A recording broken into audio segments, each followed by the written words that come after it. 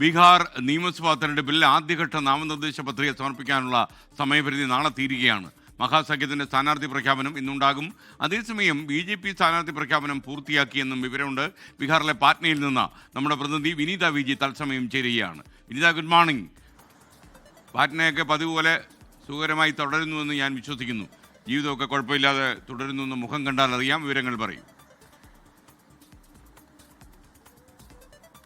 Very good morning എസ്കേൻ. തീർച്ചയായും ജീവിതമൊക്കെ മനോഹരമായിട്ട് പോവുകയാണ്.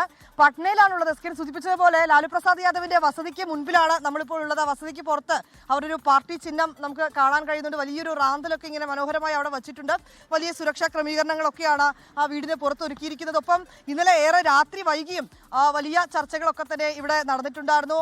RJDയുടെ സ്ഥാനാർത്ഥി പ്രഖ്യാപനം ഇന്ന് കൂടുതൽ സ്ഥാനാർത്ഥികളെ അടക്കം പ്രഖ്യാപിക്കുമെന്ന് തന്നെയാണ് അറിയാൻ കഴിയുന്നത്. അതേസമയം നമ്മൾ ഈ പട്നയിലേക്കൊക്കെ വരുമ്പോൾ ഈ പല നേതാക്കളുടെയും വീടിന് പുറത്തിങ്ങനെ പ്രവർത്തകരും നേതാക്കളും ഒക്കെ കാത്തിരിക്കുകയാണ്. പലരും സീറ്റിനൊക്കെയായി എത്തുന്ന ആളുകളാണ്. ഇപ്പോൾ എത്തിയിരിക്കുന്നത് യദുപൂർ യാദവ്, അദ്ദേഹത്തിന് സീറ്റ് നൽകണമെന്ന് ആവശ്യപ്പെട്ടുകൊണ്ട് എത്തിയിരിക്കുന്ന പ്രവർത്തകരെയാണ് നമുക്ക് കാണാൻ കഴിയുന്നത്.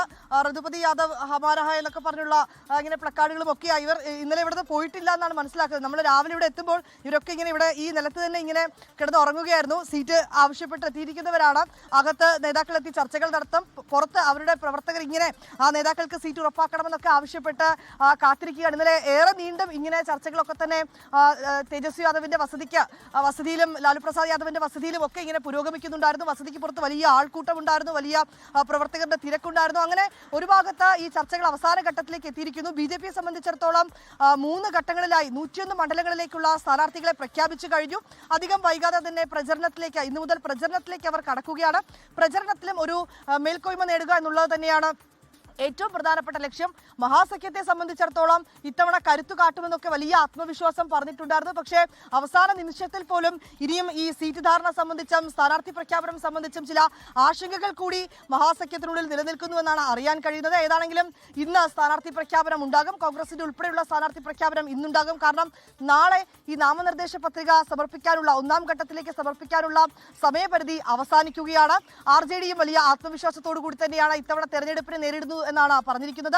ആദ്യഘട്ടത്തിൽ 57 സ്ഥാനാർത്ഥികളുടെ പട്ടിക ഇന്നലെ JDU പ്രഖ്യാപിച്ചിട്ടുണ്ടായിരുന്നു. ഒപ്പം തന്നെ പ്രശാന്ത് കിഷോറിന്റെ ജൻസൂരജ് പാർട്ടി 3 ഘട്ടങ്ങളിലായി സ്ഥാനാർത്ഥികളെ പ്രഖ്യാപിച്ചിട്ടുണ്ട്. ഇന്നലെ തേജസ്വി യാദവ് രാഘോപൂരിൽ നിന്ന് നാമനിർദ്ദേശ പത്രികയും സമർപ്പിച്ചിട്ടുണ്ട്. വലിയ ആത്മവിശ്വാസത്തോടു കൂടി തന്നെയാണ് ഓരോ മുന്നണിയും തെരഞ്ഞെടുപ്പിനെ നേരിടുന്നത്. ഏറെക്കുറെ ബീഹാറിൽ തെരഞ്ഞെടുപ്പ് ചിത്രം തെളിഞ്ഞു കഴിഞ്ഞു. ഒരുപക്ഷെ ഇന്ന് വൈകിട്ടോടുകൂടി തന്നെ ശക്തമായിട്ടുള്ള പ്രചരണത്തിലേക്ക് മുന്നണികൾ നീങ്ങും. ലോകത്തെവിടെയായാലും ഏത് സമയത്തും 24 വാർത്തകളും റിയാലിറ്റി പാക്കേജുകളും എക്സ്പ്ലെയിനറുകളും വിശദമായി കാണാൻ ഞങ്ങളുടെ YouTube ചാനൽ നിങ്ങൾക്ക് സബ്സ്ക്രൈബ് ചെയ്യാം.